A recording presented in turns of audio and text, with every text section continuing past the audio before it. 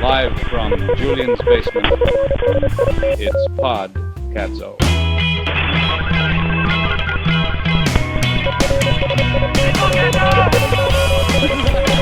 You give us an hour, and we'll give you the world.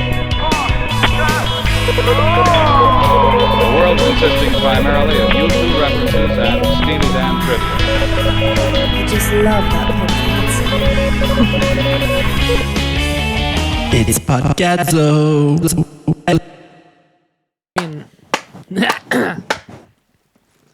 Record. Record.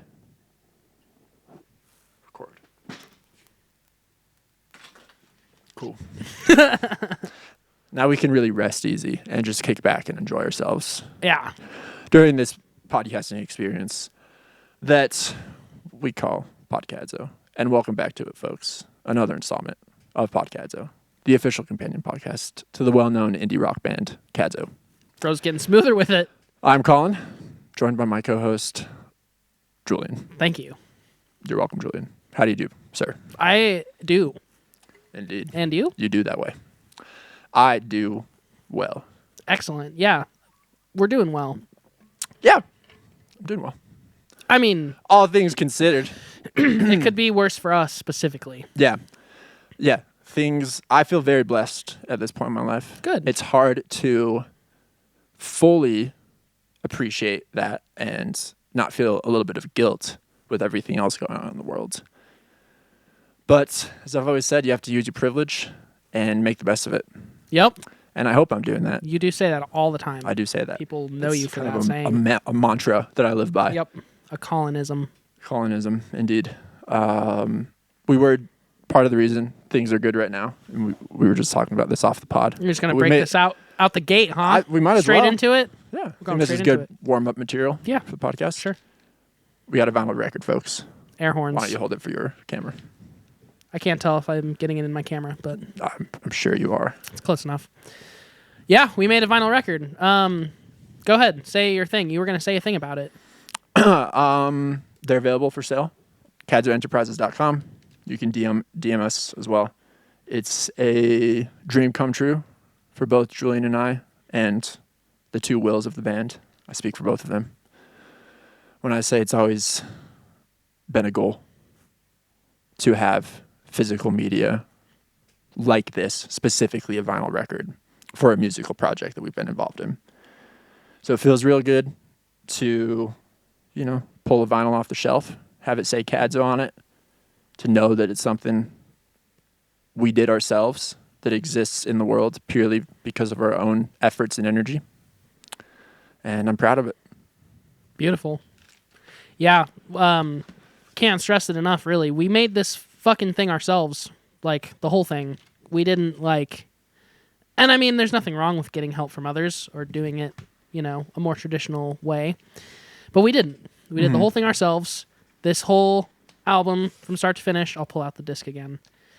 This full album from start to finish has been a labor of love the whole time. And every step of the way has been very exciting, for me at least. Listening to it for the first time, sequencing it, putting it out digitally, all that stuff has been very exciting. And they've all been goals that I've had, that we've collectively had as well. But there's just something different about holding a vinyl record and listening to a vinyl record, especially when it's your own shit. It's a very full circle moment for me because I've been collecting vinyl for a while, listening to records for my whole life, and a lot of those records have very much formulated my opinions on music and the way I think music should be and sound, and also the way that I think packages should look. Mm-hmm.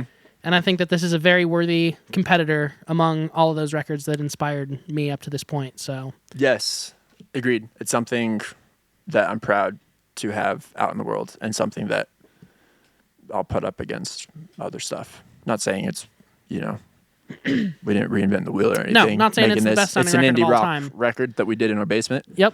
So, it's, but with those things in mind, I think we did a pretty good job. I agree. With it. And yeah, I'm so stoked with how the cover looks and just how it printed, and Yeah, me The too. artwork is so dope for this album. I really am happy because I guess I always knew that I liked the cover, and I always thought it worked good for the record. But it's different when it's a digital little tiny thumbnail on Spotify or Apple Music. It's just the art isn't as significant as I think maybe it used to be for records. Album art is kind of an afterthought. Album art is usually, well, maybe not usually, but it can be very not related to the record. Album art can just be whatever. So I'm glad that this album art, first of all, looks good, blown up on actual print, like larger scale. And I'm also glad that it does, I think, very much fit the vibe of the record, the like overall like tone of the record, the way it sounds. Like the record and the artwork aren't like worlds apart from each other, in my opinion. So I think that is, to toot my own horn, to toot our horn, that's like kind of a hard thing to do, and I think we did it pretty well. So, and I think this artwork also has lots of different layers of meaning. Obviously, it's just a picture of fucking buildings, but there's a lot of different ways that you can interpret it, and the way that it's laid out and the colors that it has as all being relevant towards the record itself. So, yeah, it's cool. It's from like a personal trip that meant a lot to you around the time when the album was coming out. Yeah, I was listening to the record fully sequenced and fully mastered for the first time while I was on this trip. Yeah. And another cool thing about the photo is that a lot of people compliment it when I show them the album and ask about the photo. When I say it's Japan, they're like, "That's Japan?" It's cool that just looks like kind of a anonymous city. Yeah. And I feel like the fact that it does kind of look like anywhere fits the theme of the album. Totally. Yeah. And I think, that's a really good way of putting it. Essentially, like, this could be a big city anywhere. And I think wherever it is kind of irrelevant because we all know in all big cities, the vibe is the same. Right? Yeah. Regardless if you're in, people are probably going to get offended by this, but if you're in New York City, Tokyo, Sydney, like, the vibes. Well, and if you're a specific type of person in a specific mood, especially if you're a person who feels kind of isolated, which is a big theme in the record, then it's going to feel that way. 100%. So yeah, I guess, yeah.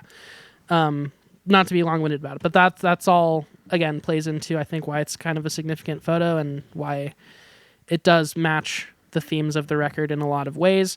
And I've told this story on the pod, I'm sure. I took like 600 plus photos that were all like possible ideas, and we whittled it down to like 15. And then this was really, I think, the only one that we all landed on. So there is like a very just inherent emotional significance to this specific photo that I don't think any one of us could necessarily describe. But it was a cool moment when we did decide on that one too, because I think you and I both, at least I don't want to speak for you, I thought we were still like days, potentially weeks out from finalizing the artwork.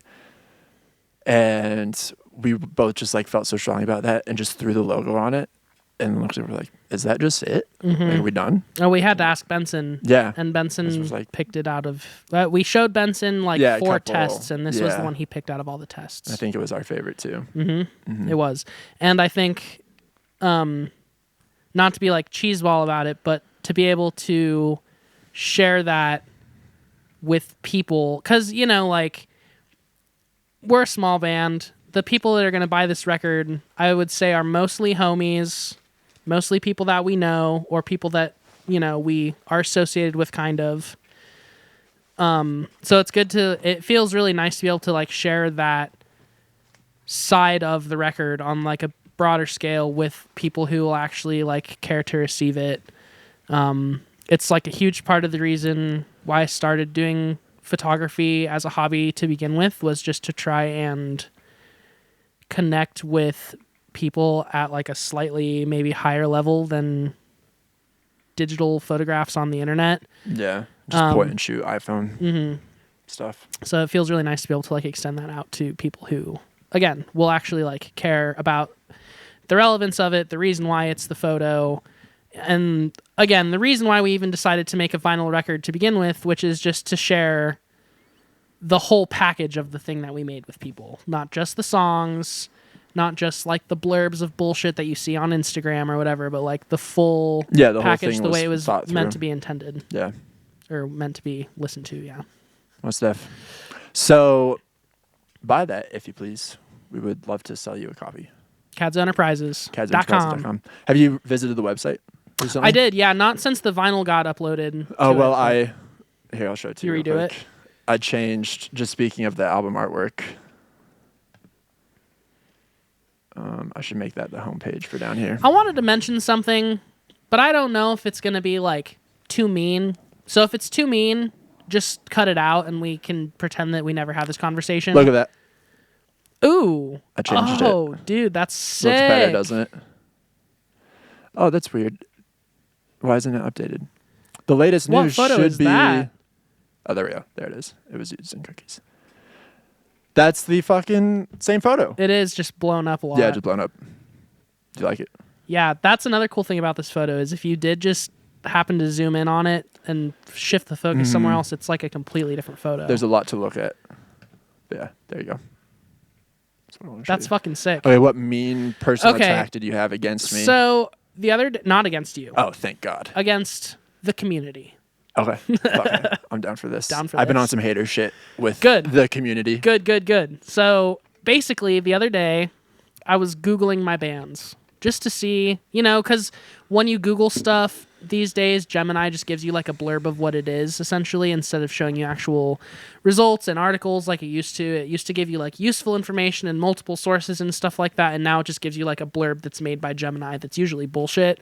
So I was going to see if Gemini would generate anything for my bands. Foreign words, nothing, obviously, because we have like one monthly listener. Not even exaggerating. Which is it's not usually reflective Robert of the or quality me or of Will. music of foreign words. Everyone should No, stream it's that shit. reflective of our presence lack on the of, internet. which is Lack very of. respectable that you guys aren't doing that. You put out Yeah, fuck banger 'em. tracks. Fuck the and internet. just Fuck say, the haters. Fuck yeah, the game. not to like be again like a narcissist, but foreign words this year, 2026. We're gonna put out like probably the best record that's gonna come out of Fort Collins this year, unless Kadzo decides to put something out. Like the new Foreign Words record is genuinely fucking amazing, so It something to is, look forward to. for sure. But all that being said, nothing from Gemini for Foreign Words. Kadzo, nothing. Summer of Peril. We got a blurb from Gemini. It was like, Oh. Summer of Peril is a local, and Summer of Peril is by far the most popular band that I'm in, so it makes sense. But when I searched Kadzo and there wasn't a Gemini article, what there was instead was an article by Foco MA about us, which I think we might have even shared somewhat recently. Well, is it just the artist directory thing? Yeah, it's just like a blurb about us, like, Kadzo is a band from Fort Collins, and then it goes on to say like it's formed by us Yeah. and all this I stuff. think I created that for the Focal MX You did. submission. You did. Yeah. It never came up before. Like, well, especially, and this was what my gripe was going to be, was because it's obvious I'm going to Google Kadzo. Kadzo lore that we never got into Foco MX, and yet when you Google us, the first thing that comes up is an article that's like on the Foco MA website. So I was just kind of like wondering why they would write an article about us, or like why there would be a blurb about us on their website if we're not allowed to be part of their music festival, and if we're not allowed to be part of the Peer Awards, and if we're not allowed to like be part of the community that they've built around us. But if you wrote it, that makes a lot more sense. We don't get a Gemini blurb, but that's a pretty good search result. It is. It's all pictures of us. It is. And like articles pertaining to us. So I'm It happy. is. I'm happy with that, even though we don't get Gemini. It's a good middle ground. Not to defend Focome by any means, but no, I'm just kidding. There's some great people in that. Focome does some good stuff, but yeah, I don't think we can blame That's them our disclaimer. for that, because I think you just get automatically added to their artist The registry if you ever submit for FocoMX. Okay. Well, yeah, then I guess I have no real reason to be mad. I was just salty because, like, I'd like to be in FocoMX sometime. Podcadzo Enterprises comes up first on Google results, which is Nice. Well, now it does. dope. Yes. Now it does for you because Yes. you searched it up right before that. CadsOenterprises.com. CadsOenterprises.com. Fuck the haters. If you're interested in collaborating in any way with our corporation, because again, Cadzo is just the band Cadzo, first, podcadzo, the podcast that you're listening to, is a small piece of the band Cadzo. Cadzo is an even smaller piece of the overarching corporate Umbrella. hierarchy of Cadzo Enterprises. Sure. Do you want to tell them what else we do? It would take so much longer than an hour-long podcast to scratch the surface of what Cadzo Enterprises does. All I can say is innovation. It rhymes with building schmissels, schmore,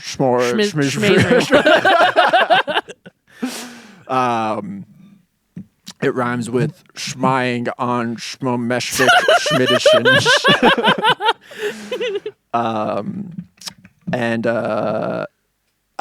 AI is involved, obviously. Obviously. It's kind of the whole corporation is built on AI and AI solutions. We're just waiting for the time to really jump on that. Yeah, totally. Yeah, if you thought this was a bubble, just wait until Cadzo Enterprises gets our fingertips Exactly. in there. The bubble is going to get It might pop. 3 times as big and certainly pop. We are going to be the catalyst that pushes the U.S. economy into Total collapse. total collapse and turmoil. We're the Enron of the 2020s. We're the global reset that everyone's been asking for. The Great Reset. Starts with you having with one of you these in your purchasing hands. That. Yep. If you want to see the change that you've been asking for, socialists of Instagram, of Twitter, you posers, why don't you do something real Virtue for once signal, and buy virtue signaling assholes. our LP? You know, I'm gonna make an admission right now. Mm-hmm. I don't fully understand what virtue signaling is. It's just like putting up I think you do. It's just like putting up the right signs that you care and the vibe without actually doing anything important. But what can you do that's important besides vote? And then also use your platform so I think like to people call out bullshit. do get hate because in the world we live in today, a big part of the zeitgeist and how people feel is just the aesthetic and signals that people put out online. Yeah, that's So I do think you are how we communicate now. making a positive change. I think the danger from virtue signaling comes from, if I just, if I vote the right way and if I post the right stuff on Instagram, it kind of gives me carte blanche to be like a shitty person in other areas of my life. Okay. And, I don't really have to do anything for anybody or like do anything positive for my community because I vote the right way. But I guess and I like reposted this what story. I think most people don't even know what they can do. I think most people aren't like virtue signaling. And They're actually trying I'm not to be trying to get on helpful. a high horse of like, No, I do know. all this stuff. Like, I definitely could I'm the one that asked volunteer you. more and stuff. But, there are things. Okay, here's a good example. Like, Fort Collins is a great, like, look at how wealthy everyone in Fort Collins is. And it's all just kind of like fake hippie liberals who own, 5 homes. And Right. are landlords. Sure. That's where virtue signaling is a danger because everyone here is like, oh, my politics are right. I'm doing the right shit. It's like, are you? You're benefiting so much from the fiscally conservative structure of America Sure. and just putting on this front that you're a bleeding heart liberal. Yeah. So that's like where I think. Which they virtue might signaling- they might actually think that they are. Yeah, 'Cause they I might think, well, have genuinely because, no idea. And that's like part of it is because that's the system for feedback is like what you put out online. So they're getting positive feedback from that. Like, oh yeah, I'm the change I want to see in the world. You do have to evict this, family from my rental property because they're not paying taxes or Yeah. paying rent. No, that's on definitely time, a bit of but- a double standard. Yeah. Yeah, I guess if you're in that position to begin with, then that would be problematic. But most of the people who I think of being accused of being virtue signalers are like just people that actually have no resources, like Yeah, people totally. that want to help, that have no money, that have no real status or power within their communities, where, I mean, you can show up and you can peacefully protest. And I'm sure a lot of those people probably don't even do that, I guess, now that I'm thinking about it more. But, like, outside of, like, peacefully protesting and then, yeah, like, using your social media to call out bullshit that you see on the internet, like, you can't really do much more than that, like, I agree. I guess. I think the term, at least in my memory, like, that term really entered people's consciousness around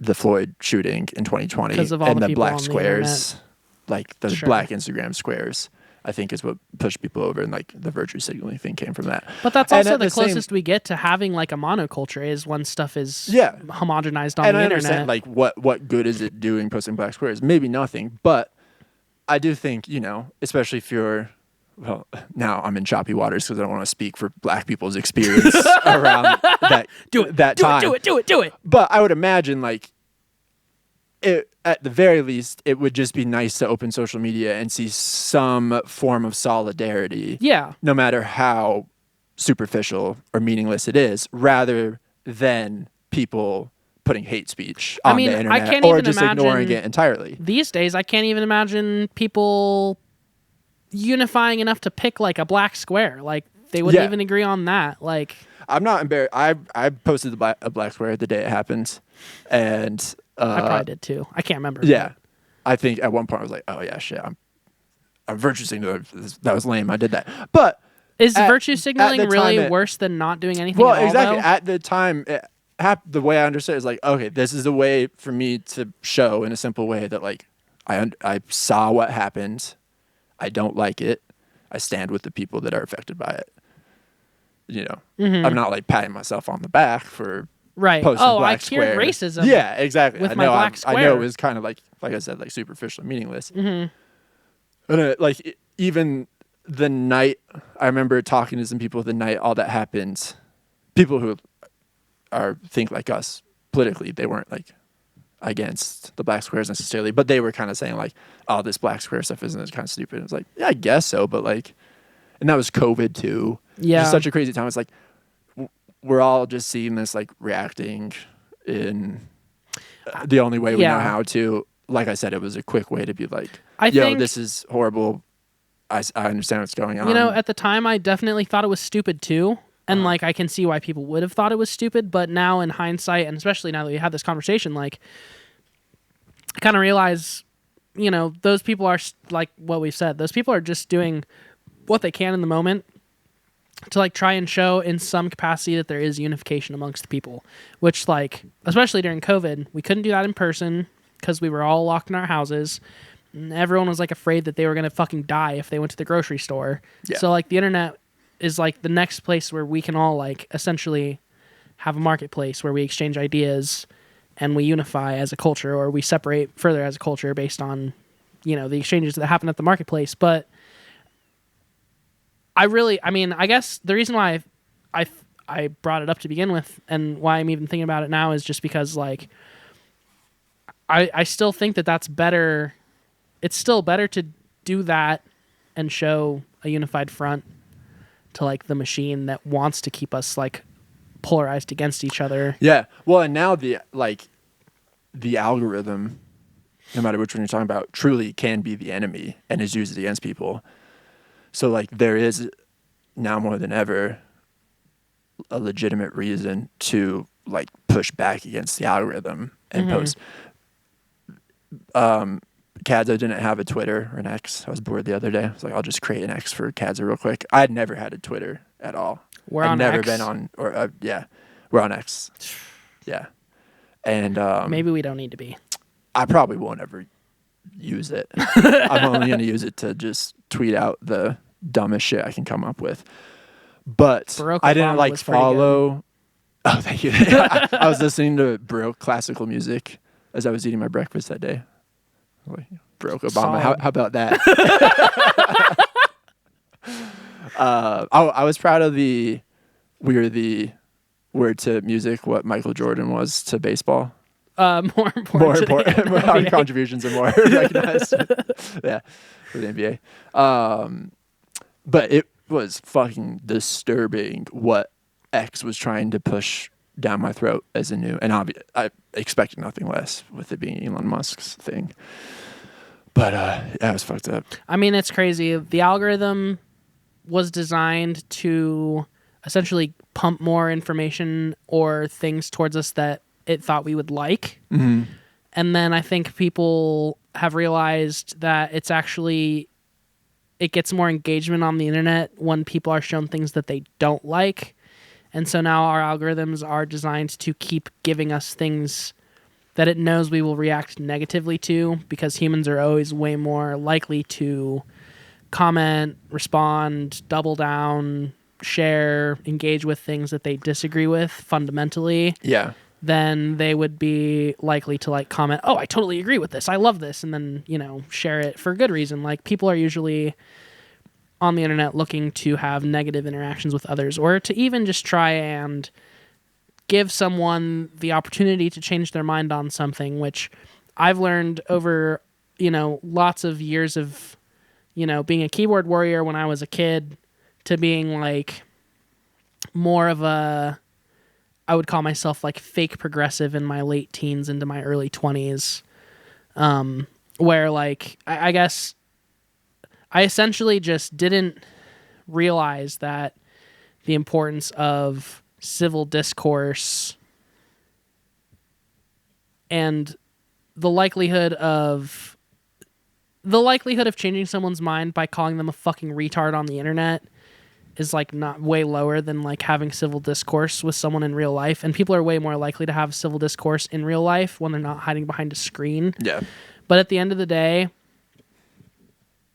even if you are on the internet trying to change people's minds in a good, respectful way in the comments section, you're just never going to do it. And that's a lesson that I think I've learned millions of times, of like seeing someone post something really stupid and then being like, I can definitely convince this person why they're wrong, and then only to have them comment something either like offensive or unrelated or just not even adhering to the argument whatsoever. And that's just how it's always going to be on the internet. And I think the algorithm knows that now. And a lot of people are too stuck in the moment, or too just like generally stupid to realize the algorithm is like purposely pissing them off more to get them to engage more. Well, and there was always a thin veil, very thin veil, between the algorithm and like that being the ultimate agenda to divide us. Right. That veil has been totally removed now that we straight up know that these CEOs, Zuckerberg and Elon Musk, are, Trump's buddies. Mm-hmm. And Trump is obviously very, very focused on dividing the country. Right. And that is absolutely the agenda of social media now. And, I mean, to take it a step further, I think it's becoming, to me, and I think to some other maybe more smart individuals who are not like red-pilled, I think it's becoming more evident now that Trump doesn't really know what his policies are, and that his policies are like being set by the people around him, which I think is like always been that way. It was like that at one point. Now it's entirely him. It's the Trump show right now. 100%. I think it's the Trump show, and as oil far as the executive media show. and coverage and all that stuff goes. But I really do think that in a lot of ways, the things we're seeing now, the plans that are falling into place and the policies that are getting passed now, are all things that have been part of Stephen Miller's agenda since like 2014. Yeah. And those things are like falling in line Stephen with Miller's like his plan. Muchacho. And like, I feel like, to me, what makes it evident that Trump isn't the one calling the shots now is the fact that whatever he says and does, and usually the calls that he makes to the media, are like usually pretty vehemently different from what actually happens afterwards, or even in the immediate fallout of it. And I think that shows me that Trump isn't aware of what he's doing and the damage that he's causing, but Stephen Miller definitely knows what's going on. Well, a truly baffling time in American history is the invasion of Venezuela, and specifically Trump being questioned afterwards, and him not even hiding the fact that it's 100% for oil, despite the advisors and people in Congress next to him trying to put the spin on it and almost like nudging him, like Donald, Right. you know. And him even, we're liberating the people. Reading we're Marco Rubio's violent note out gangs. loud. Yeah. Yeah, when he was on the plane, he'd be like, and I forget which fucking soulless congressperson was there who had, you know, a very diplomatic, had the right political spin on the answer of, oh, the violent gangs in Venezuela, they're bringing drugs in this country, they're dangerous. And then teed it up for Trump perfectly. And Trump was just like, we're going to take their oil. It's about going to be oil. great for the oil companies. And it's like, dude, he doesn't even have the respect for us to lie. No. Well, he doesn't have to anymore. He doesn't I have think to. that's the thing. He knows he His doesn't have base to anymore. is that far gone. They're so red-pilled. It's beyond the pale. 100%. Yeah. I mean, not to really make it about this, but obviously we're here now. Might as well bring it up. The Renee Good thing. Like, if you are a conservative who thinks that the killing of Renee was, like, fine and that she deserved it or whatever, and yet you are also, like, in favor of all of the January 6th insurrectionists being pardoned by Donald Trump, like, the double standard there is insane. And the fact that you can't see it really, again, shows me and shows, I think, people with common sense, like us, how far gone the right side really is. That they don't, it's been known for a while, they don't care about objective facts anymore. Facts don't matter. It's more about feelings for them. Mm-hmm. And they always said that was the way it was with Democrats. But it's not even that facts don't matter to them. The ideals that objective reality doesn't matter, and the ideals that were quote unquote upholding their party, like small government and, you know, a lack of, you know, the don't tread on me thing. Finally, it's cool to tread on them or to tread on the people, not on them. In certain instances, yeah. right? So if there's a race component to it at the end of the day that is or even, agreeable with them, I would even take it a step further or if and it's say against a leftist, or if it is federal versus state. I think that is a widening gap that I'm starting to see in right-wing politics, is that their whole thing this whole time has been like, don't trust the federal government, right? Mm-hmm. Minimize federal government, leave it to the states, let the states decide. But now with Donald Trump, we're seeing these right-wingers essentially saying, we only want the word of the federal government.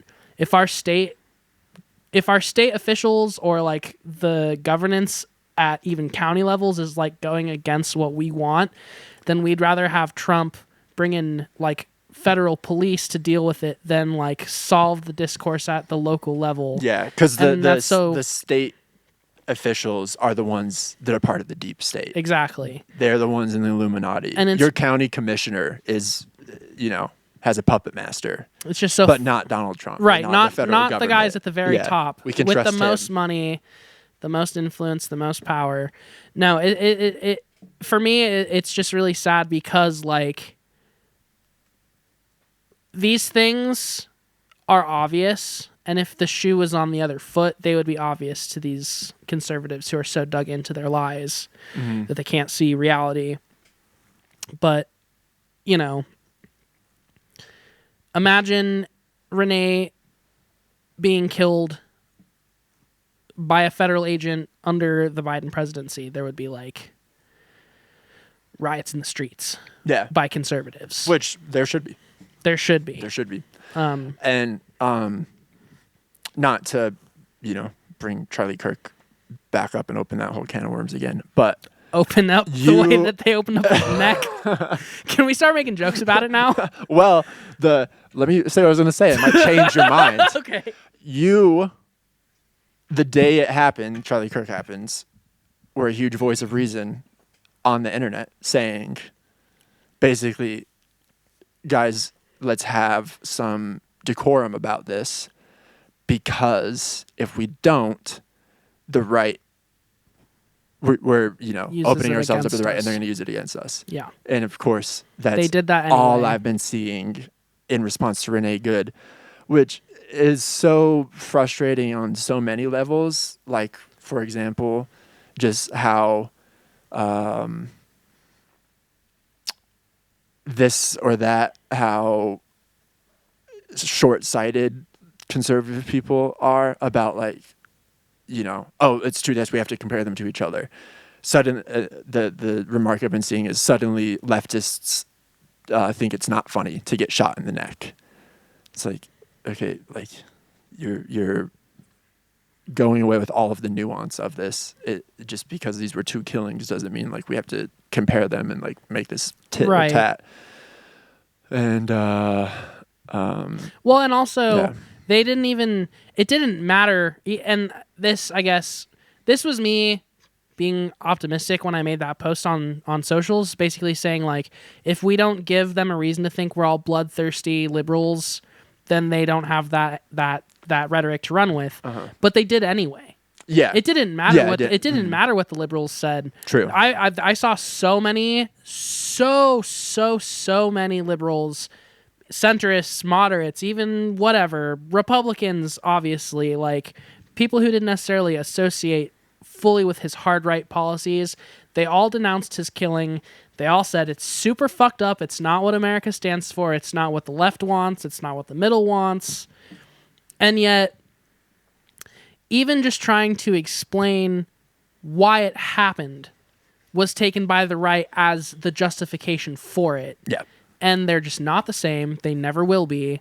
I mean, me and my roommate earlier were exchanging Charlie Kirk quotes, and I don't remember like specific ones, but they're horrible. A lot of quotes of him literally like equivocating black people to monkeys, saying that black women aren't smart enough to vote, saying that, black on black crime only exists because black people are like less evolved than white people. There's no such thing as white on white crime. All that bullshit all those things that he said for years, you'd have to acknowledge that those things are inflammatory, whether or not you agree with the politics. And a lot of the time, conservatives agree with those talking points that are the politics that surround those talking points simply because they are inflammatory. That whole fuck your feelings type thing where they're like, if it hurts your feelings, good. All of that, it should be obvious, like what I was saying before. If you say inflammatory things to people who are radicalized, they are going to act out against you.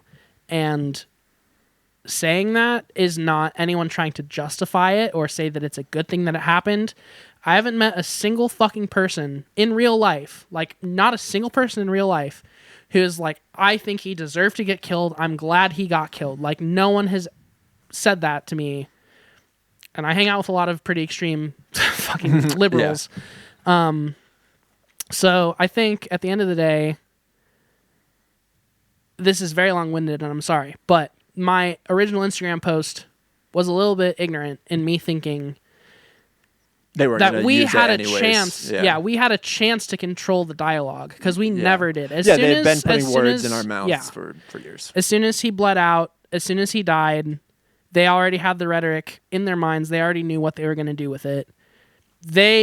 As fucked up as it sounds to say, they're probably glad that it happened because it gave the right a chance to like reunite and re-radicalize against the left in a very powerful way. For a period of fucking months, they controlled the rhetoric on the internet. I know at least 4 people in Trump's administration that were happy to see Erica Kirk single too. And she took full advantage of that right away. Right away. As I think I sent you this meme, a masterclass in homie hopping. Yep. Anyways, enough of this. Yeah. You've made some very good points. You're very articulate when it comes to politics. Thank you. I'm glad we see eye to eye. I'm sure our listeners do. Our listener definitely does. Connor's going to shout out. Hey Connor. Connor's about to send his message like, whoa, getting a little political on the pod this week, boys. I knew it was going to happen. It's been a while. It's been a while since we've, Yeah, and also like steam.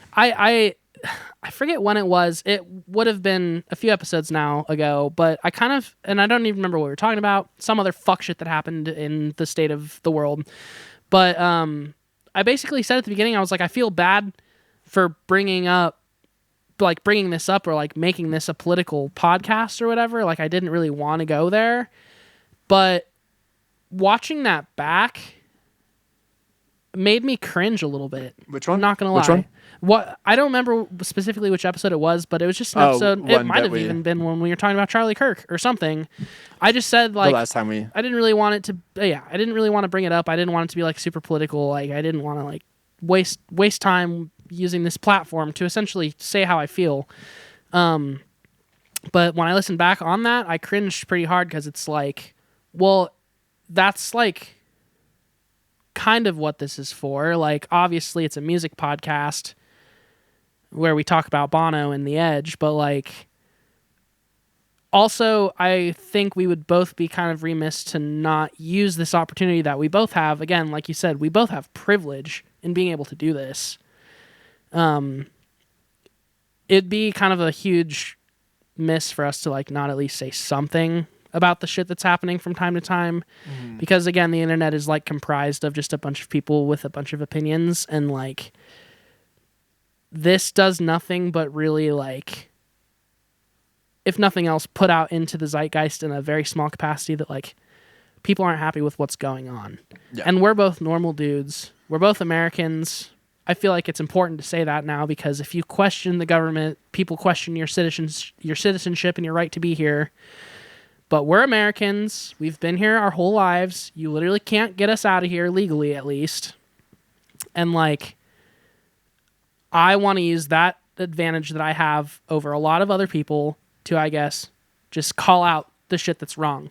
And yes, it might be virtue signaling, because am I going to go donate my entire fucking salary to like some leftist propaganda machine to also like fuck the system up even more? Like, no, I'm not. And am I going to like caucus for the next Democrat? And am I going to like, you know, buy into the system again if I feel hopeful about the next candidate? Like, no, I'm not. So yeah, this might be virtue signaling to a certain extent, but it's what I have, and it's what I feel like I can do to call out the shit that I don't like in the world. Yeah. So, and I think we should both be unafraid to do that. Most def. Have you heard the new Cribs record? No. Don't know what that is. How was that for a segue? Hard transition? I've talked about the Cribs, haven't I? Yeah, I think I have some of their stuff saved. You know what? When I talked about the Cribs was when your dad was on here. That was one of the bands I asked him about, because Johnny Marr did a record with the Cribs. And I fucking love the Cribs. I think you would really like the Cribs. Yeah, Go this listen record just came to out. Man's Needs, Woman's Needs, Whatever, that album. That's kind of that was their breakthrough. That's their only essential album. Yeah, it's a breakthrough. Great album. But I think the new album, it's called Selling a Vibe, it just dropped last week, is great. I've been anticipating it for a little bit, and I'm real happy with it. So that's what's in my new music corner. I don't really like the name Selling a Vibe. That's funny. I had it in my head that it was catching a vibe, and I was like, oh, that's That's so way rough. worse. Selling a vibe's a little bit better, but still kind of a basic. It gives me... Okay, this is a bit of a deep cut for a reference, but there's this Simpsons episode where Milhouse's parents get divorced, and Milhouse's dad makes Milhouse's mom like a mixtape of songs that's like the Please Take Me Back album, but he named it Can I Borrow a Feeling? And the whole thing is like, can I get a jar of love? Can I borrow a cup of understanding? I feel like this is kind of the same thing. The title track, Selling a Vibe, though, it works within that context of the lyric. I do think they should have gone with a different name for the album, though. Yeah. Fair criticism against it. But I think it's very much up your alley. It's three brothers. Fraternal UK trio. Yeah, it's three brothers. So they have that brother tightness. They have that Oasis quality. They have that Black They have Crowes Oasis quality. haircuts. They're very British. They have a harmonic and rhythmic relationship that can only be through DNA. Okay. The drummer, I think, is someone you would like. I think you'd like his style, and in a lot of ways, he reminds me of you. And the You're guitar saying drum he relationship. reminds you of me, or He- the other way around? He reminds me of you. What's so I like hard to, that. Yeah. I don't know. I'm stupid. I had to make sure that I got So that what's right. your fucking problem, dude? Well, if it was like, if you were saying I'm trying to that- give you a compliment if you were here. saying that his style, that I was taking things from his style, that would be incorrect. Yeah, but you've Because never you've heard known of my it. style longer. Yeah. I'm saying it right. Yeah. No, Cool. you are. We got there. Okay, I good, just good, good. didn't, at first, I didn't hear it the right way. Understandable. That's okay. It doesn't seem okay. But I think it seems something. like you're pretty upset no, now. I'm trying to move on. Shut up about it. All right. Something about the guitar drum relationship, I think, is Kadzo-esque. Okay. Well, I mean, shit. It's really hard to like have this conversation and not sound like Will was Can an you pour afterthought. some of your water in here? Yeah. But I think the LP1 at least, obviously LP2 is very different, but LP1, like, we were guitar and drums only for like well, I could be misremembering. It was drums and guitar mostly only for most of the songs until Benson came in. The first 4 at least. Yeah, everything on the Kadzo EP. I layered some keys over it, but it was very basic shit. Yeah. Basically just like So the keys doubling weren't the as built into the guitar. overall importance of the song structure the way that they are now. But that foundation, I think, still exists within Kadzo. Where sure. Not Benson arguably has the biggest Presence. Yeah. in the whole band and gives it the most flavor. But somewhere deep down there, there's that foundation that it was just a guitar and drums band. Well, yeah, and also like That's some cold ass water. Thank you. You're It's welcome. delicious. yeah, I got good water here. My drums in Kadzo have always been more like out of the box and weird,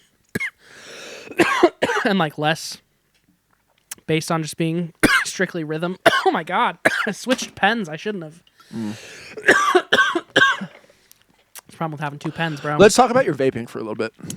I quit vaping. Do you want to get into it? I'm just on the weed now. Oh, that's a weed vape. Yeah, I'm just on the weed okay. now. You quit the Nick vape? I quit the Nick. When? My mom's birthday. When was that? You don't have to dox your mom. Like that. Okay. It was like what- late last year. Okay, I've been so off for pretty like recent. I've been off for like about a month. Damn. That's why you were such an irritable bitch last time I saw you. huh? Yeah, no, I'm it just was kidding. it was probably pretty rough there Fine. for a I little didn't bit. know anything was going on. But no, I fuck, what were we even talking about? What, just now? Yeah, before you brought up the vape. Drums and guitar. Oh yeah, the drums in Kadzo. They were always like more out of pocket and weird because I wasn't concerned about like Yeah. Drums are kind bass of a and- lead instrument at certain points. at certain times. Yeah, which was kind of unintentional because in Foreign Words we always joke that like I'm the frontman of Foreign yeah. Words because it's a very much drum heavy band, I guess. So the goal with Kadzo was to like be the opposite of that. But then when it was just the 2 of us, it was like, well, we are both gonna just be fucking Yeah, we have out to of fill the pocket. space. Yeah. So Well, congratulations on quitting the Nick vape. thank you. That's big. Yeah, it was my mom's Wish for you. wish for me for her birthday was to quit. So it's kind of like if I don't, Good I'm job, an asshole. Amy. It's a good wish. Yeah. You have to do it for at least a year now. Uh-huh. How are the cravings? They're fleeting. Are you using anything as a replacement? No, I cold turkeyed it. Cold turkeyed it? I was ripping like 0 nicotine vapes for like about 2 months before I quit vaping. So I think that helped a lot. For the oral fixation that you have? Yeah. Yeah. And now I vape the weed, not supplementally. But I basically quit vaping and I quit dabbing and smoking weed. So now all I do is just rip the vape. The weed. You quit smoking flower. I quit smoking flower a long time ago. Yeah. I never see you do that. No. Yeah, I don't really ever smoke flower. And I quit doing dabs probably about around the same time I quit vaping. Like 2 to 3. Well, I was about a month before. So I quit like dabbing like about 2.5 months ago. And I switched to just the disposables that have the I forget what it's called. Not the cotton coil, but the ceramic coil. That's what it is. Ceramic coil. So minimizing toxins, I think. I'm not inhaling propane anymore or like solvents just of any ceramics, kind. Just pottery, hot You're ceramic. on the pottery, clay dust. Exactly. Hell yeah. So we'll see what happens in a couple decades. You're not as bad as some people were with the vapes. And No. Some people did it more and harder for longer. and also just continued to smoke cigarettes too. Right. Which vape for me started as a means of getting off the cigarettes. And it was never like a thought of like, I'm going to get off cigarettes and switch to vape and then get off the vape. It was just like, oh, I'm just going to get off cigarettes and switch to vape. And that's like as far as my thought process went with it. And I still think in a lot of ways, vaping feels safer than smoking cigarettes. Like when I smoke a cigarette, I feel like shit. Mm-hmm. But when I like rip a vape, it's like, Yeah. But yeah, I don't know. It definitely feels good to not be on it anymore. I think the main thing that I miss about it is just the oral to mouth fixation, which is why I kind of cold turkeyed it. Because I don't really ever think, I mean, nicotine was definitely a part of it, but I think it was just the act of doing it in moments of high peak stress that felt good, the oral aspect of it. So Have you heard of them flumes shits? It's like a vape replacement. maybe. It's like just a little box that you suck on. There's like no heat to it at all. It just has a flavoring in it. So you basically just like suck like a natural flavored air. I mean, yeah. Out of a thing. I would probably really like that. Yeah, My should look mom into that. told me I couldn't vape anything anymore. Like nothing at all. So I didn't look into alternatives, but I bet if there was an alternative out there that was just, like all natural and it wasn't actually heating anything up, that it might be a fair compromise. But even then, like you're still putting something in your lungs that's not air. So I feel like, who knows what the True. I don't know the implications of science that are. behind whatever that product's called that I mentioned to you. I but definitely, it's supposed to be like fine. yeah, I definitely don't like. I miss it sometimes, but it's usually only in certain contexts. Like if I just went through like a rush at work, or I'm like, just busy in general at work, and I like won't go outside for a second. It's like once I get outside, it's like, man, I really wish I had a vape to hit right now, because it's like what I'd always do. I'd go outside, rip my vape a couple times, regain my composure, go back inside. So another thing that I did, which was cool, I didn't know about these until fucking my homie Matt from Summer Apparel, but they make weed vapes that look exactly like nicotine vapes and hit exactly like nicotine vapes. That's why I thought it was a Nick vape. And so that helps a lot too, just because weed vapes, and you know this because you're... No, I've never done it. Yeah, you're clean. Weed vapes just, they like are designed differently. It's a different feeling in your hand. The screen, like this one doesn't even have a screen. So it's just like kind of not as satisfying as hitting a nicotine vape for that reason. So for just having THC in a vape that looks like a nicotine vape, like weirdly tricks my brain in a lot of ways as well. So I never have nicotine cravings, but I'll tell you what, boy, when I was in France, I was fiending for a cigarette, seeing how many people were smoking there.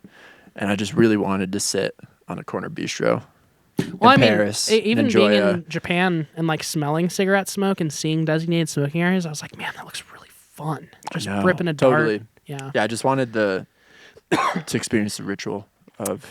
But I can't do cigarettes anymore. Like, if I take like 2 drags of a cigarette, I immediately start to feel like shit. Like, immediately. That's what kept me from actually doing it. I was like, now I'm just going to feel shitty afterwards. It's not going to be worth it. I feel fine, at least like the last few times I've smoked cigs in recent memory. I feel good immediately after. It's the next day. Like, what have I done to my body? Like a hangover almost. Exactly. That only happened to me once, and it was really only like, it was like the first time I smoked cigarettes really where I was like going too hard, and I think I just got Nick sick, and it lasted like the whole night. But the yeah, first time I ago. really ripped cigs was the first time I also like got really trashed off of alcohol. That was a rough night. It's like 15, an entire bottle of pink lemonade brunettes. Ugh. And an entire pack of Turkish Royal cigarettes. Ew. And threw up Royals were always my cigarette of choice too. I love the Turk Royals. They're so good. That's what I was gonna buy, and I was gonna try to find that in France. Last time I really smoked cigarettes was in Amsterdam because I just happened to be walking by a shop and I saw a pouch of tobacco and some papers. Ooh, so I was yeah. doing hand rules in Yeah. Amsterdam, and that was the move. And I was like very like consciously controlling like how much I rolled and how much I smoked of each one. So I was really just like taking like a couple rips of it every once in a while, and it was nice. The memories that I have of smoking rollies with like Jared, I don't want to Yeah. get anyone in trouble, but That's fine. it's been long enough. They're not going to prosecute us for underage tobacco use in high I just school. meant like with their parents. The law can suck my cock. TJ knows. But yeah, we smoked a lot of rollies when we were like 17, 18, and man, those are some of the best times of my life, to be honest. Yeah, that was good stuff. Dude. Yeah. And it always felt like such a good alternative too. Like, yeah, man, I'm not smoking a filter. I'm not smoking any toxins. It's just raw tobacco. Yep. And then you take like 1.5 drags and you get like the most nicked out that you've ever been. And you're like, holy shit. Oh yeah, I remember being in the tightest skinny jeans I had, ankle cuffs rolled up about as far as it could possibly handle, Yeah. barefoot in a park, wandering around, smoking rollies. And thinking that was just life from that point on. Dude, it That's should what I have was been. going to be doing It forever. should have been. Yeah. Man, I wish it was. Yep. I wish that it sucks. Like all of the coolest things and most fun things to do in life are just ubiquitously bad for you every time. Like It's a real argument for life is meaningless. There's no point to it. all the fun stuff is just bad for you. There actually is this, I forget the philosopher's name, but his supporting statement for life is pointless, we should kill ourselves, was that no sane person would ever trade 5 minutes of the most extreme pleasure they can imagine for 5 minutes of the worst agony that they can imagine. Yeah. And therefore life is pointless. Yeah. It's That- true. The agony we can imagine is, infinitely worse than the best pleasure we could ever imagine. Yeah. I think about that all the time. I mean, it's very true. And And it's that's somehow related to cigarettes. I'm sure most people would probably say that's a depressing way to look at it, but it's actually not really. You No, know, yeah, I think it's a so. very freeing mindset to have. It's like a stoic philosophy to have on life. Mm-hmm. Like, yeah, this shit kind of sucks. Just enjoy it. Yeah, embrace that part of it. Yeah, And it gets easier once Yeah. you embrace the suck. Okay, so I guess kind of relevant to that, but not super, but in a way it is. Did you check out the Viagra Boys Japanese Deluxe? I did. And I'm sick of Viagra Boys. Really? Yeah, I think I listened to too much Viagra Boys last year. Holy shit! I listened to, as soon as therapy came on, I was like, kind of over this. That's so funny. I was Yeah. wondering if that was going to happen. I think when all the songs are relatively the same, that will happen at a Yeah. certain point. I Well, will therapy just did it for me. Where it was like, this is such the formula and such a Viagra Boy thing. And we saw that song live, and I liked it live. But listening to the deluxe edition and a studio version of that song, was just kind of like, You can kind of tell why it didn't make it. The record. definitely, all those. And then like, I liked the middle-aged dehumanoid one. Yeah, that's probably my favorite. Is it 4 It's additional 4. ones? Yep. Cum Boys? I thought Boy. just the fact First, that is that a Cumtown reference? I You don't think? I Conscious don't, Cumtown? I never listened to Cumtown. So I always imagine they call themselves the Cum Boys on that podcast. Oh, maybe. And I always imagined that Sebastian Murphy from Viagra Boys liked that podcast because I see some overlap in the humor. it's possible. Potential. I meant to text you and Connor about that. You got I gotta to ask- text Sebastian Murphy. Yeah. Cumtown reference? So hey. Okay, well, I guess I am relatively not relieved to hear you say that because it's kind of sad to hear you say that. But I got the same thing where I was just like, they didn't. It feels like they're kind of trying to ride the coattails of a super successful release by being like, oh well, here's Here's the another deluxe. cool Yeah. release, but it's like the songs are all pretty much the same shit we already heard on the on the actual record. Yeah, and that why I brought up Cum Boy is like, this is kind of like someone making a joke of it's literally just like a basic 3/4 beat with Sebastian Murphy grunt sounds over Yeah. it, noises, and Not like much going very on. vague lyrics about like letting down someone you used to have a relationship with and like getting high in the park. Which is pretty classic. Yeah. Pretty classic stuff. Definitely, but it's well tread territory in the Viagra Boys. You can definitely like predict, I think, a lot of the themes of the tracks, honestly, kind of just from the song titles alone. Yep. So I will say, Viagra Boys, you're in a very precarious position right now when it comes to my fan. Maybe take like dumb. a couple years off and then. And But this is the reason why I fucking hate LCD Sound System, and yet I always get so much shit.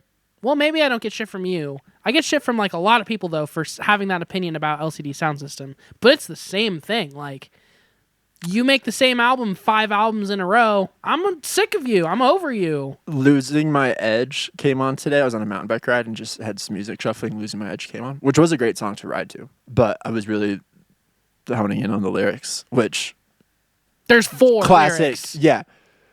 Great lyrics, but I really got in my head thinking about like, it's so funny that he was like trying to make a statement about like the pretense of the like Brooklyn indie music scene and managed to be way more pretentious. He managed to. in that single song and the vibe he puts off in it than Yeah. any of those people. Oh, dude, that whole record is literally him just being like, oh, you think that you're a kid in the music scene. Oh, that's cute. Uh-huh. Check me out, motherfucker. Like, he's Well, always that- been yeah. exactly that way. It's really Well, that song specifically, obnoxious. he's like trying to be sarcastic. Oh, yeah. Like, I was there, man. I was, I did the organ sounds on the fucking Suicide record. And it's like, okay, but you understand this is just a way of you trying to say that you're like conscious of all of these things. Right. And that you know about this. Yeah. And that not only. It's like name It'd be dropping. one thing to be the person that is saying that stuff, but you've gone a level of pretense beyond that, where you're like, I'm actually a level of pretension. I'm where like making I've- fun of the guys that Yeah, say make- stuff like that. But he is also the guy that says stuff like that. He's the guy who says stuff like that, and he's the guy who wants to be recognized that he knows that people say stuff like that, and he knows all of their references. Mm-hmm. It's like it's a very meta level of pretense to have, and he's a real douchebag. He is a fuck. I But hate him. That album does rip. It's a great record. I think that Losing My Edge is the only LCD Sound System song that I can still listen to. Really, not Yep. North American Scum. I hate that song. Daft Punk. Hate it. I always hated Daft Punk. Like, The song Daft Punk. Daft Punk is playing at my house. Yes. Daft Punk, the group. I actually am turning a corner on them thanks to Connor Sanders. So appreciate that, Sandman. But no, the fucking absolute nothing that happens in that song, it's always been that way. Like, people would play it on the radio and be like, this song's fucking awesome. And then like they'd play it at shows and the whole audience would get like super hyped. There's literally nothing that happens in that whole fucking Yeah, song. but wouldn't you? Do you mean musically? Nothing that happens in all it? of Yeah. it is just the same. No, Like, that song's very one-dimensional, 3 but chords. it's a banger. it's and not. It's it's a very, hit. very overdone. It's a hit. There's no like I think that song is a good example of him being like, we're a band with like the kind of substance where you really have to like dig deep to find what we're actually doing and like what the point of this music actually is, because it's so meta and, like you say, multi-layered. But it's actually not. It's actually just like noise and gibberish, and like none of it's deep, and it's all just repetitive music made by people who don't really know how to make music that good, and they got like lucky with the production side of it, kind of. But like the song itself means nothing, is indicative of nowhere that music actually went around that time, and like won't hold up. Like 10 years from now, 15 years from now, none of the LCD Sound System will like be relevant in any way anymore. The same way that like You think? Yeah. Because it's one of the most relevant things right now to this day that exists from the early 2000s scenes. no, it's not. I think I popular think that culture it's- disagrees with I think you. it stopped being. I think it stopped being actually super culturally relevant and liked around the American Dream time. American Dream sucks. I hate that album. And I think that people started to realize that he's a super one-trick pony, like, because of that record. It would have been great if they actually went out You when really they said think- they were going to, Like, with the Shut Up and Play the Hits documentary. think of all of the huge bands that were like super culturally relevant in like 1999, 2000 that like aren't anymore. Like, you really think the LCD sound system is going to have more staying power than any of those bands? Like, the I think they'll fucking be up Strokes? there with Creed. I think Creed was like irrelevant for like 20 years and is only now relevant because of nostalgia. well, and just because of irony poisoning. Irony, too. I guess, yeah. No, I think LCD sound system. LCD sound system is so relevant today that one of the biggest releases of last year was a straight up ripoff of LCD sound system. Which is what? Why can't I fucking think of the dude's name? That album. Are we you hate. talking about that? Yeah, I know. But why? But the only reason that's a very small sample size, I think. No, that was like huge in like the music circles we run in. But there's not That like was like other a very bands. That was like a very one-off situation of like one band that sounds really hard, like it's trying to be LCD sound system. Yeah. I wouldn't say that like that whole subgenre. Why of can't music I is think of doing that dude's name? It doesn't matter. He's fucking horrible. STD Sound Systems. That was one of my favorite tweets from last year. It's the something. Oh, speaking of kind of viral internet stuff, I saw you put out on your story a DJO Joe song. It said, "Why is it so good?" Great transition, actually, because the next thing I wanted to mention was the Joe Deluxe record. Mm-hmm. So what were you gonna say? I was just surprised that you listened to it and. Did you listen to it? I didn't listen to the deluxe. I listened to that. Well, I listened to the song that song. It was good. I liked it, and I wasn't. We keep bringing up Connor on. I think Connor and I were just talking about this when we were hanging out after the show the other day. We were saying like, that album was a solid album, and like respect for Joe, but my problem with that album is every song was kind of him dipping his toes into a different like rock and roll pastiche, and none of them were like that original of an approach. Like, you could look at the songs and be like, okay, I get this. This is like kind of a Strokes song, or like the next one, like, okay, yeah, he's kind of going for a Cars thing here. It's cool. It's well done. So you can't hate on it too much because it's all well done and like listenable. But because of that, it didn't really connect with me. But that song you posted was like pretty original and its own thing. Okay, so that all plays perfectly into my plan here. I feel the same way. Like, I listened to the original The Crux record that wasn't the deluxe just because it was around the time when Stranger Things was like starting to come out. And like, I genuinely never knew that fucking Take Me Back to Chicago. I never knew that was Joe. End of the beginning. Yeah. And I knew that song was like super huge on like TikTok and stuff, but I never knew that it was like actually a song people also liked outside of TikTok. So I figured out that was Joe like around the time Stranger Things 5 was dropping. I always knew he was an artist. I just always thought it was, and again, not to be reductive, because I think it is reductive when you just assume, oh, this Hollywood douchebag actor thinks he makes music. Well, it's probably horrible. Real quick, The Dare. The Dare. Fuck them, dude. Yeah. And Fuck The okay, Dare. but that's the thing. That album sucks. There aren't other examples of a band trying to just like I'm just overtly saying, rip their like, sound off like that. That was a very it person in the scene. It was a, Yeah, maybe if you're highly also a slated fucking release. synthesizer And- douchebag. Like, yeah. If you're a synthesizer, LCD sound system is up there Yeah, for it's you. It your has shit. to be. But I'm just saying, like, they're definitely relevant, and they're relevant enough too where people like immediately was like, everyone knew like fucking LCD sound system ripoff okay, counter argument. I think that they were so unrelevant that he thought he could get away with it. but also they broke up and took their whole thing where they were like, we're done being a band, and then like 5 years later they came back and they were like, oh guys, we're a band again. And a lot of people were stoked about it, but a lot of people were also like, hey, if you guys are said that you're done, be done and fuck off forever. Like, there was a pretty mixed response to them coming back.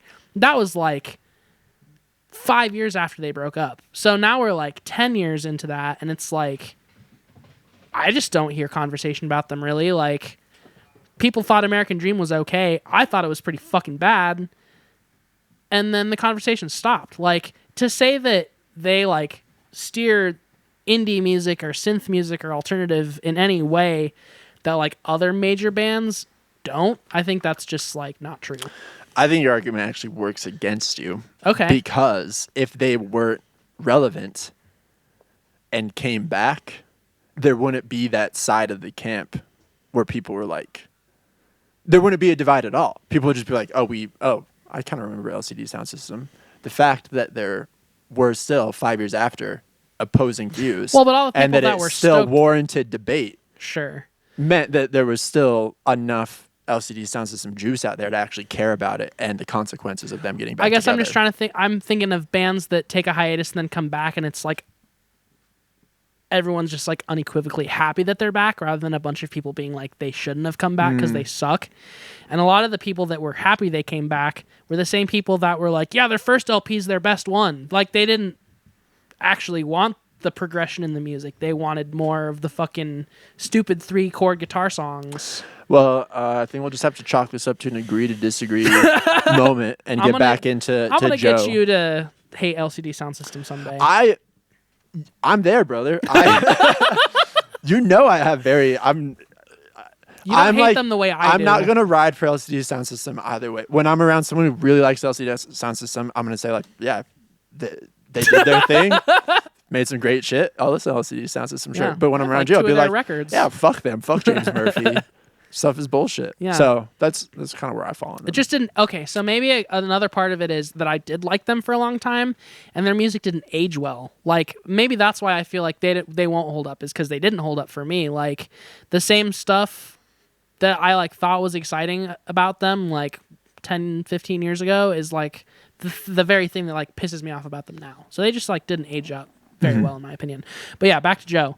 So the first Joe record, I tried to be really open-minded about it and not just assume like, oh, he's just like a dude who makes music on the side of his acting career. Like, because I did a little bit of research and I learned that he actually was like a musician first and was in bands for a long time. He was in a band that I actually really liked, that I never knew he was in that band until literally like a couple weeks ago.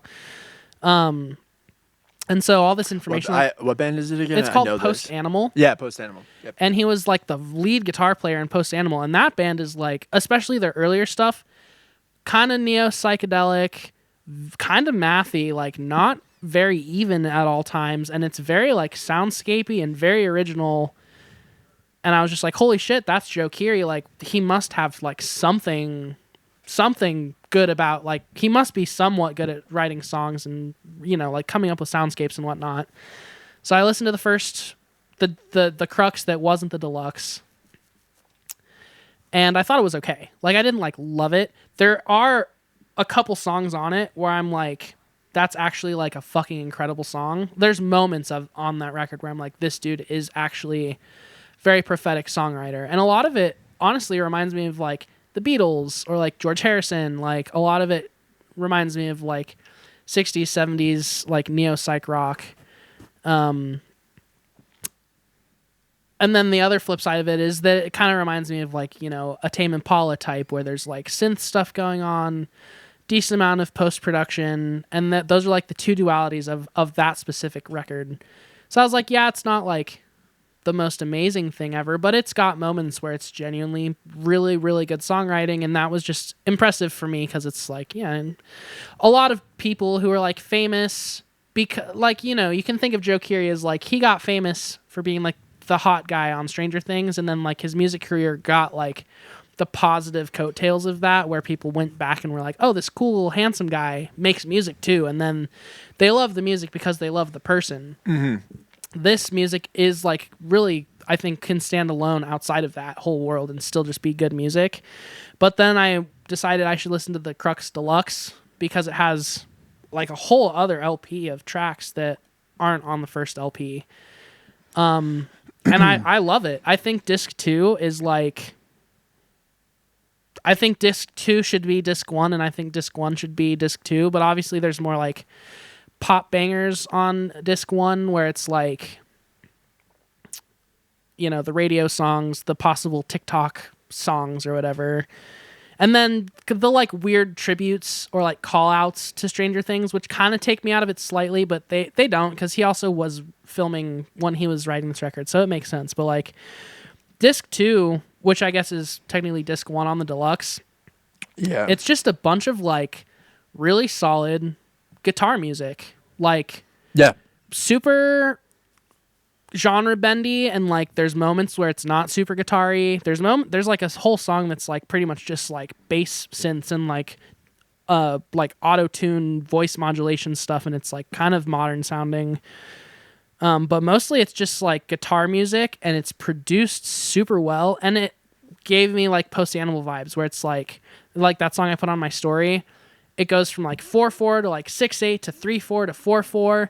There's like a single measure in the middle of the song where they go from straight to swing, and then they go back to straight for like no reason. And that's just the type of shit I fucking love, where it's like, if he was just a dude making songs, he wouldn't do that stuff. It would just be like first chorus, we're done.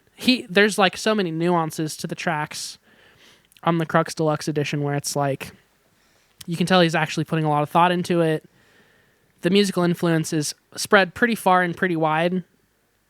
And it sounds fucking great. Like, the performances are great. The production's great. You can tell he has really solid musicians around him. And I did some research and read a bit more, and apparently he like does a lot of it by himself. Like, there's some songs where like he played all the instruments and then went back and like did all the production. So like he's very, I think, multifaceted tool. And I just think it's really cool to see like a guy fucking around with guitar music still on the platform that he has, like with the amount of success that he has, Taking chances. kind of just like doing whatever he wants. Did you ever being see the movie he's in called Spree? No. You should check that one out. It's the premise is he is an Uber driver who's a serial killer and uses Uber to kill people. That's cool. And it's kind of like a comedy horror, but he did this campaign for the promotion of the movie that was like so weird, and he built like an online presence as the character in the movie that was convincing enough and like deep enough where people he got like a following without people knowing he was Joe Keery or that this was for the movie. So he built this whole fake internet persona, and I found out about it because he went on Time Crisis as that character and was like so in character where I remember being super confused about what the whole deal was. And I was like, isn't that the Stranger Things dude? Or like, am I tripping? Like, what is this? And yeah, lo and behold, it was him, and he was just doing this crazy promotion. But see, that's when I like got into Joe Keery. I was like, wow, this dude's like out there and like artistic. There's more going on than just a Netflix star. Yeah. And it's superficial to say that because it's like, I mean, I had this literal exact thought where I was like, he's the handsome guy from Stranger Things. Like, there's no way he's like a real artist. I'm not a real fucking artist. Like, what does that mean? I am. Who are any? Yeah, you definitely are. I definitely am. But who are? And I know what it means for me. I know that you're not. Well, too. then I'm content with that. We can move on. Most people. The thing about my peer Joe Keery is that he does things that I agree with. He does things that I like. When I saw him do that, I said, yes, that's what I would do. In fact, I have done this. In fact, this is a case of parallel thinking. Yes. I got a little down on Joe, not on Joe Keery specifically, just but Joe's in general. Joe's in general. No, I had a thing recently where I was like, man, maybe the only way to have success is like a guitar-based indie band anymore is to have a member that is a TV star. Because I was into that Wonder Horse band. Remember something about Wonder Horse? And they blew up because the frontman from that was in the Sex Pistols TV show. And then there's that like Wallows band who's always huge. I don't think I've ever listened to a Wallows song.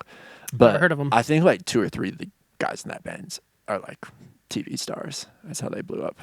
Well, I never knew this, but Jamie Campbell Bower, who is like Vecna on Stranger Things, he was also in like a band for a while before he was on Stranger And Things. too. fucking Finn. Yeah, Finn Wolfhard makes music, Finn but he's Wolfhard. also like, I think he's still figuring it out a little bit. His band was popular though because of all that shit. Yeah, they got popular because he was Finn Wolfhard for sure. Yeah. Um, Finna make my wolf hard. but oh shit, fuck. I guess he's old enough now that you can say that and it's not weird. Well, I haven't seen the show or him since it came out. So okay, so it is still weird. That reference. It's very weird then. You should probably not have clarified. But no, I do think like I guess I'm just a douchebag. I always think whenever I get over the trope of like Wait, did you say you're just a douchebag? I am. We can wrap it up, folks. You're done now too? We did it. We did it. That's what the show is for. You admitted it. Woo! Self-realization. All right. No, sorry. Continue. So just something along the lines of like when I finally realized that someone has more going on than it seems like they could on the surface, that it's like really good. It's like a gratifying feeling in a weird way where it's like, oh, this dude that I thought was cool but also kind of thought might suck is actually really cool. And that's like, I guess that's how I feel about Joe Keery. Like now that I've gone through this whole thing with the Crux, and I probably won't like listen to it a bunch, but like I know that it's good now. And then like figuring out the post animal thing too, it's just like, well, this dude's just like actually a really fucking cool guy, and like he is very creatively inclined because he's also a fantastic actor. And I think that like Steve on the show is one of the more compelling characters on the whole arc. So yeah, I think everyone feels. And he that was in the way. Pavement stock, so those dudes. He was. I did know about obviously that. like him. He was talking. I was listening to some interview that he was on, and he was talking about being in the Pavement dock, and he was just sucking Pavement so hard. Like he loves them a lot. So I was like, oh, I'm gonna probably appreciate this. This is like just tangentially related, but we haven't really gotten into like the Nepo baby discussion that I think is needed on Podcadzo before. Which one of us is the Nepo baby? You obviously, your dad's in the industry. My dad is George Soros. No, that like a very this is not an original point, and like part of the reason I haven't brought it up is I don't have a real, at this point it's just an observation that like a large percentage of the art in the world today and the people getting recognition and screen time are just straight up Nepo babies. And I think it's like reached a new boiling point lately of just like how prevalent it is. Do you have any examples? Yeah. Both of Bono's children are like running the world. His daughter is in fucking everything now. And But do you put that as nepotism, or like are they actually talented? and that's why that's part of the problem. And like is they are actually Inhaler's not that good. I like But they're Inhaler's not not that popular good, but they either. get a lot of attention in the music press. They get more attention than what I feel like they're worth. Sure. And just, you know, before they even put out an album, before they even started a band, when there was just already discussion, hype. there was albums. Bono's son is starting a band. Same thing's happening with Liam Gallagher's son right now. They haven't put out a single release, and there's a dozen Rolling Stone and NME articles about them. Bono's daughter is a great actor, and I like her in everything I've seen her in. And for a while, I didn't know it was Bono's daughter. But I can imagine that if you're a struggling actor, it's gotta upset you a little bit to like, no way did she have struggle in the same way. And then like that's why it's kind of like a hard debate to have, because it's like, okay, well, yeah, that's the way of the world. Should they like it's like that in any industry. What are we gonna do to govern it? There's nothing you can do. And if they're talented people, their art should speak for themselves. Who cares how much they had to struggle to get there, as long as they're making good stuff.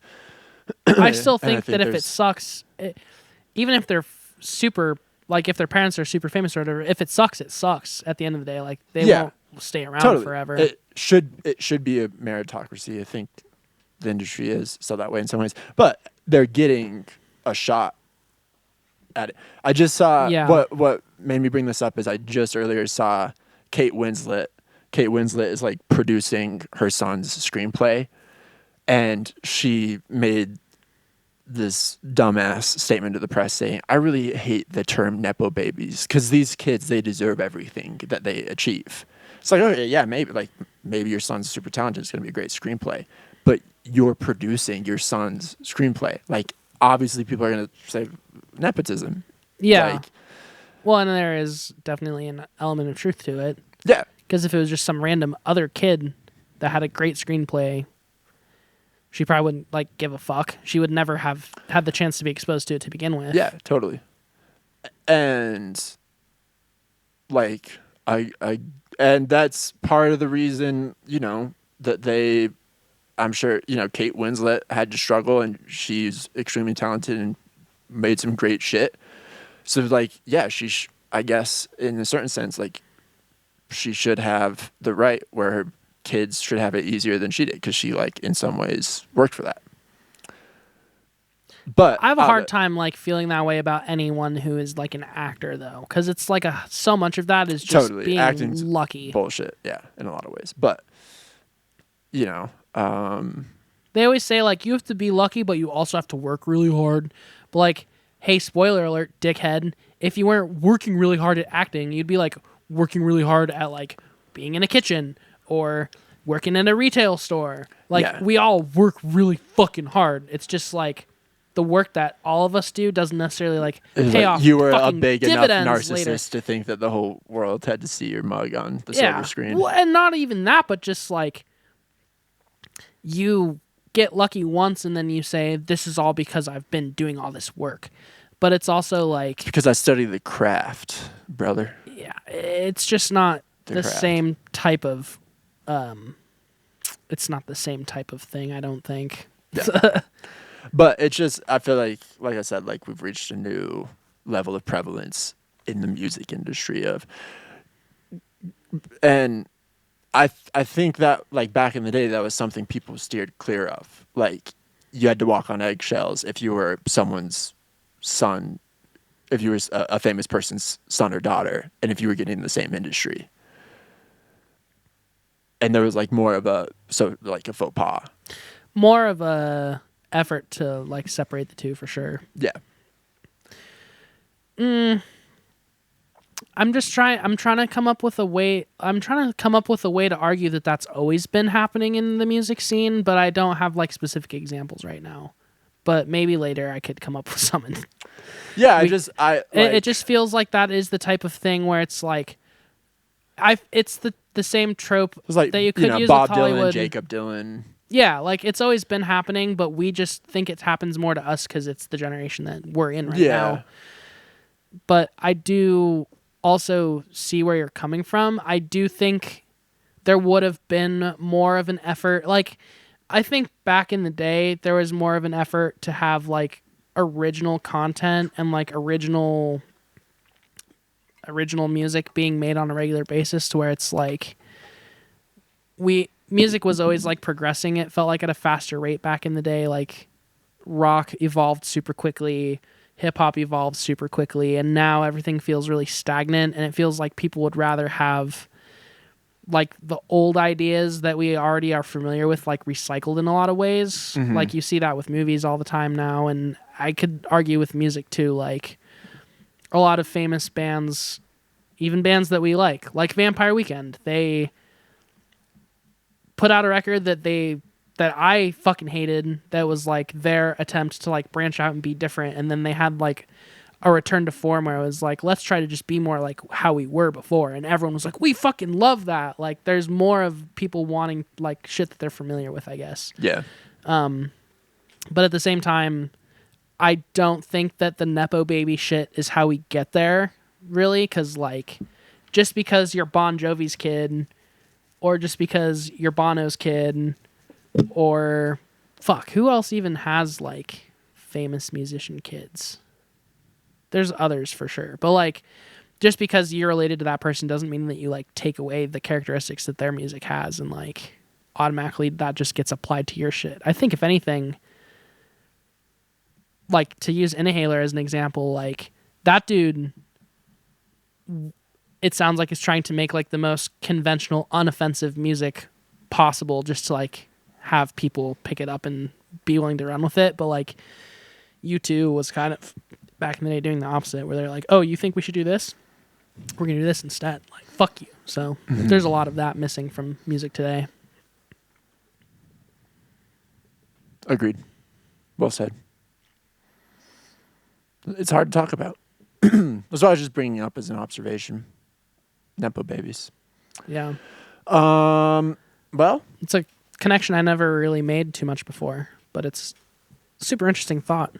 yeah. Think about it a little bit. I will. See how I'll it try to come Affects back your with relationship some- with art and media. I'll try to come back with some examples of other past generations Nepo babies. Hell yeah. Well, look forward to that. Wolfgang everybody. Van Halen. Yeah. Poor sweet Wolfgang. He's a sweetheart. He tries. John Bonham's son, Jason Bonham. Yeah, Jason. I mean, all of the But that Lennons he just became and all of the Zappas. Yeah, all the Lennons, true. Yeah. Not all the fucking Zappas, but Dweezil. Dweezil, I guess. Oh, I discovered this. You might think this is cool. I'll try to send you a couple videos too, but I discovered this like music page on YouTube. It's called Musora, and they basically just have like famous bands cover famous song, or they're not even necessarily like famous bands. They're just like bands that have individual unique styles. They like have those bands try to cover like famous songs in their style with like no preparation They and stole like no that practice. from that other YouTube channel that does that. With like full bands. Yeah. Oh, is there another channel that does that? Yeah, let me find the name real quick. Well, I think it's fucking sick. I feel like you'd enjoy a few of those episodes, and I was gonna bring that up on the pod too because it's just a cool. It feels like music content on YouTube is kind of limited to just like people being like, "Oh, I can play the super crazy thing." Triple J, Triple J. like a version. Oh, I think have maybe seen one or two of those. Yeah, they've been doing that forever. Well, I think What's the yours Musora called? one? Musora covers on the spot. Musora covers. I guess they're going like way far out. This is like Limp Bizkit, but indie folk. Yeah. There's a couple cool ones. There's like Alice in Chains, but it's Nirvana, but jazz. the Nirvana but jazz one is really cool. Okay, yeah, this is different enough. I think you would appreciate That's cool. some Sabrina of Carpenter, those. but prog rock.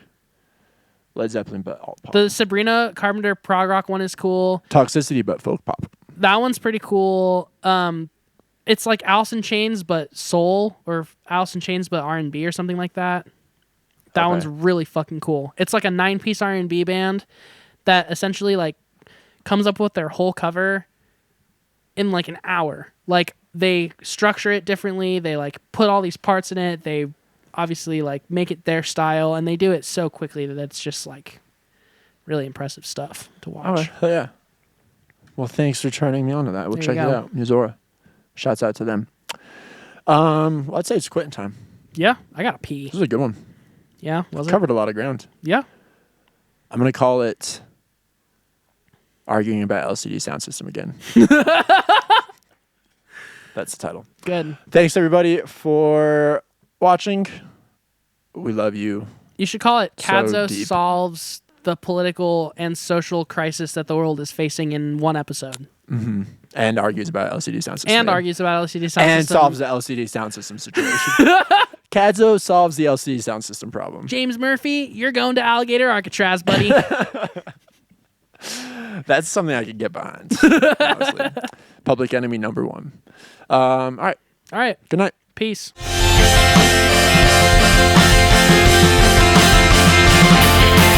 It's podcadzo.